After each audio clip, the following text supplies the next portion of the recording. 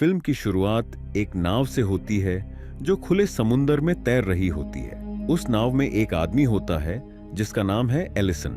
Allison कोई आम इंसान नहीं बल्कि अमेरिका की नेवी का सिपाही है, लेकिन फिलहाल वो एक छोटी सी नाव में तैर रहा है क्योंकि जापानी सैनिकों ने उसकी सबमरीन को तबाह कर दिया था। अब ये उसका 7वां दिन है और इतने दिन से वो बस बारिश का पानी पीकर जिंदा है। ऐसे ही भटकते भटकते एलिसन एक छोटे से आइलैंड पर पहुंचता है। 2 झोपड़ियां तो हैं मगर कोई इंसान नहीं। उसे वहां एक चर्च दिखाई देता है और वहीं एक औरत सफेद कपड़ों में झाड़ू लगा रही होती है। पहले तो वो औरत डर जाती है क्योंकि उसे लगता है कि शायद कोई दुश्मन है, मगर जब उसे पता चलता है कि एलिसन एक सैनिक है तो वो उसे चर्च में ले जाती है। उस औरत का नाम होता है एंजेला। एंजेला बताती है कि वो यहाँ जापानी फौज से बचते बचाते आई है क्योंकि उस समय चारों तरफ जंग चल रही थी और जापानी सैनिक चर्च की महिलाओं को पकड़कर एक आइलैंड फिजी भेज रहे थे। एंजेला कहती है कि पहले यहाँ फिजी द्वीप के आदिवासी लोग रहते थे, मगर जापानी सैनिकों के डर से वो लोग यहाँ से चले गए। वो बताती है कि मैं भी यहाँ अकेली नहीं थी, मेरे साथ एक फादर फिलिप भी थे, मगर जापानी सैनिकों ने उन्हें पकड़ लिया और उनकी मौत हो गई। फिर एंजेला एलिसन को वो जगह दिखाती है जहां उसने फादर फिलिप को दफनाया था। एलिसन को उसकी बातें सच लगती हैं क्योंकि वहां सच में एक कब्र होती है। एलिसन एंजेला से पूछता है कि तुम यहाँ अकेली क्यों रही, बाकी सबके साथ फिजी आइलैंड क्यों नहीं चली गई। एंजेला कहती है कि मैं जाना तो चाहती थी लेकिन अकेले जाने की हिम्मत नहीं थी। मैं बस उम्मीद कर रही थी कि कोई अमेरिकी सैनिक आएगा और मुझे यहाँ से बचा लेगा। ये सब सुनकर एलिसन का भी हौसला बढ़ता है। वो वादा करता है कि जब तक मैं यहाँ हूं तुम्हें डरने की कोई जरूरत नहीं, मैं तुम्हें जरूर यहाँ से सही सलामत ले जाऊंगा, मगर फिलहाल खाने की जरूरत है। इसीलिए एलिसन और एंजेला आइलैंड के जंगल में खाना ढूंढने निकलते हैं। एलिसन पेड़ों से नारियल तोड़ता है और कुछ फल भी इकट्ठा करता है। उसका प्लान मछली पकड़ने का भी होता है। इसके लिए वो बांस की लकड़ी काटकर कांटा बनाता है। तभी उसे एक सूअर की आवाज सुनाई देती है। वो देखता है कि आवाज पास की गुफा से आ रही है। सावधानी से गुफा में जाता है मगर सूअर तो दूसरे रास्ते से निकल भागता है। उधर एंजेला समुंदर में एक कछुआ देखती है। वो फौरन एलिसन को बुलाती है। एलिसन समझ जाता है कि ये सुनहरा मौका है। दोनों मिलकर नाव लेकर समुंदर में जाते हैं। एलिसन रस्सी और बांस का टुकड़ा लेकर कछुए को पकड़ने की कोशिश करता है। पहले तो वो कछुए को रस्सी से बांध लेता है, मगर अगले ही पल कछुआ जोर से खींचता है और एलिसन पानी में गिर पड़ता है।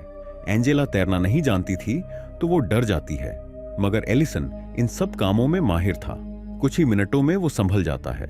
एंजेला उस कछुए को अपनी नाव पर लेकर आ जाती है। फिर दोनों वहीं बैठकर अपने इकट्ठे किए हुए खाने को पकाते हैं और फिर मिलकर खा लेते हैं। पेट भरने के बाद एलिसन एंजेला को अपनी जिंदगी की कहानी सुनाता है। वो कहता है कि उसने अपनी छोटी सी नाव में सैकड़ों मील का सफर तय किया है। वो बचपन से ही अनाथ था और सिर्फ 14 साल की उम्र में उसने मेहनत करके नेवी सोल्जर बनने का सपना देखा था। जब दोनों आसमान में एक जहाज देखते हैं, वो जापानी सेना का प्लेन होता है। ये देखकर दोनों बहुत डर जाते हैं क्योंकि उनके पास कोई हथियार नहीं था।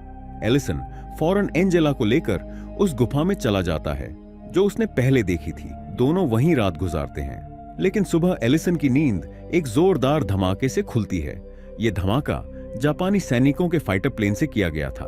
धमाका रुकने के बाद एलिसन धीरे धीरे गुफा से बाहर आता है और देखता है कि उनकी सारी जरूरत की चीजें खत्म हो चुकी हैं। यहां तक कि जो नाव वो बनाकर भागने का सोच रहे थे वो भी तबाह हो चुकी। अब उनके पास न खाना था न ठहरने की कोई जगह। एलिसन बहुत परेशान हो जाता है। अगली सुबह उनकी मुश्किलें और बढ़ जाती हैं जब जापानी सैनिक उस द्वीप पर अपना हेडक्वार्टर बनाने आ जाते हैं। दोनों ये सीन देखकर वापस अपनी गुफा में छुप जाते हैं। एलिसन एंजेला से कहता है कि चुपचाप बैठ जाओ, सांस भी मत लो। थोड़ी देर में सैनिक वहां से चले जाते हैं। तब एंजेला सोचती है कि अब वो खुद को सैनिकों के हवाले कर दे ताकि कम से कम एलिसन की जान बच जाए, मगर एलिसन मना कर देता है और कहता है अगर तुम पकड़ी गई तो वो तुम्हें मार डालेंगे और यहां से नहीं जाएंगे, इसीलिए चुपचाप यहीं रहो। अब दोपहर के 1 बजे थे और अंधेरा होने लगा था।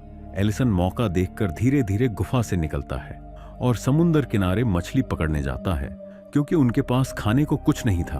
अपनी स्किल्स से वो बड़ी मछली पकड़ लेता है। मगर जैसे ही वो गुफा लौटने वाला होता है तभी एक नाव वहां आ जाती है और कोई टॉर्च लेकर आसपास देखने लगता है। एलिसन समझ जाता है कि ये जापानी सैनिक हैं। वो फौरन पानी में छुप जाता है। इतनी सफाई से छुपता है कि सिपाही उसके पास से भी गुजर जाते हैं मगर उसे देख नहीं पाते। जब सिपाही वहां से चले जाते हैं तब एलिसन वापस गुफा में लौटता है और दोनों मिलकर मछली खाते हैं। मगर परेशानी ये थी कि एलिसन तो कच्ची मछली खा सकता था मगर एंजेला को इसकी आदत नहीं थी। ऊपर से उनके पास आग जलाने का कोई सामान भी नहीं था। एंजेला भूखी ही बैठ जाती है। एलिसन को यह देखकर बहुत बुरा लगता है। वो रात के अंधेरे में फिर से गुफा से निकलता है और सीधे जापानी सैनिकों के कैंप में पहुंच जाता है। उसका बस एक ही मकसद था, किसी भी तरह एंजेला के लिए थोड़ा खाना लाना। ये काम बहुत खतरनाक था। तभी 2 जापानी सिपाही उस कमरे में आ जाते हैं। एलिसन जल्दी से एक कोने में छुप जाता है और एक बंकर के नीचे लेट जाता है। वो देखता है कि सिपाही शराब पीने की तैयारी कर रहे हैं। एलिसन समझ जाता है कि अगर वो थोड़ी देर इंतजार करेगा तो ये लोग नशे में हो जाएंगे और तब वो आसानी से काम कर सकेगा। मगर ये इंतजार बहुत लंबा हो जाता है। उधर गुफा में एंजेला भी बहुत घबरा जाती है क्योंकि रात गहरा चुकी थी और एलिसन अब तक वापस नहीं आया था। इधर बंकर में छुपे एलिसन के ऊपर चूहे तक आ जाते हैं और काटने लगते हैं मगर वो हिला तक नहीं क्योंकि उसके लिए उस वक्त सबसे ज्यादा जरूरी था खाना।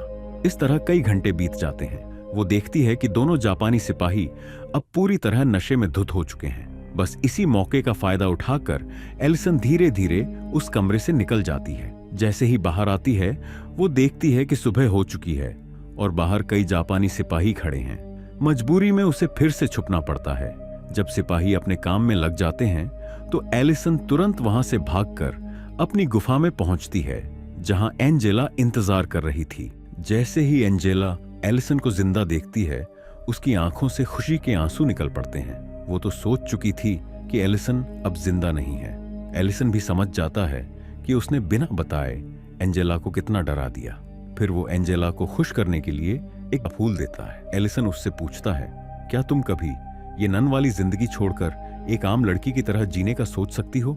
असल में एलिसन अब एंजेला से प्यार करने लगा था मगर एंजेला साफ साफ कहती है कि अब वो भगवान के रास्ते पर चल चुकी है और अब वो किसी इंसान से प्यार नहीं कर सकती। ये सुनकर एलिसन थोड़ा उदास हो जाता है। तभी बाहर बम गिरने की आवाज आती है। दोनों फौरन गुफा से बाहर निकलकर देखते हैं कि जापानी सिपाही अब इस टापू को छोड़कर जा चुके हैं। ये देखकर दोनों बहुत खुश हो जाते हैं। लेकिन एक दिक्कत थी, उनके पास जाने के लिए कोई नाव नहीं थी। हाँ, अब खाने पीने की दिक्कत नहीं थी क्योंकि जापानी अपने पीछे बहुत सारा सामान छोड़ गए थे। रात को एंजेला जब वो चावल के बोरे में हाथ डालती है तो उसे उसमें एक शराब की बोतल मिलती है। वो बोतल एलिसन को दे देती है। एलिसन बहुत खुश हो जाता है और एंजेला से कहता है कि चलो आज जश्न मनाते हैं, मगर एंजेला मना कर देती है। वो एलिसन को भी मना करती है लेकिन एलिसन उसकी नहीं सुनता और पूरी बोतल अकेले ही पी लेता है।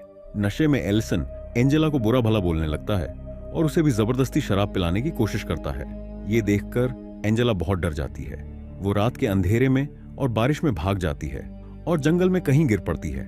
ठंड और बारिश की वजह से एंजेला को तेज बुखार हो जाता है। सुबह जब एलिसन का नशा उतरता है तो वो एंजेला को ढूंढने निकलता है और उसे जंगल में बेसुध पड़ा पाता है। वो फौरन उसे वापस गुफा में लाता है। एंजेला कांप रही होती है। एलिसन उसे अपने कपड़े देता है लेकिन ठंड इतनी ज्यादा थी कि फायदा नहीं होता। इसी बीच जापानी फौज फिर से टापू पर लौट आती है। एलिसन की चिंता बढ़ जाती है। वो फिर से हिम्मत करके उनके कैंप में घुसता है और एंजेला के लिए कपड़े चुराता है। तभी एक जापानी सिपाही उसे देख लेता है। कोई रास्ता न देख एलिसन उसे मारकर उसकी लाश समुंदर में फेंक देता है। फिर वो वापस गुफा में आकर एंजेला को कपड़े और खाना देता है। जब एंजेला को होश आता है एलिसन उससे माफी मांगता है। वो कहता है कि उसकी वजह से एंजेला की ये हालत हुई। लेकिन मुश्किलें अभी खत्म नहीं होती।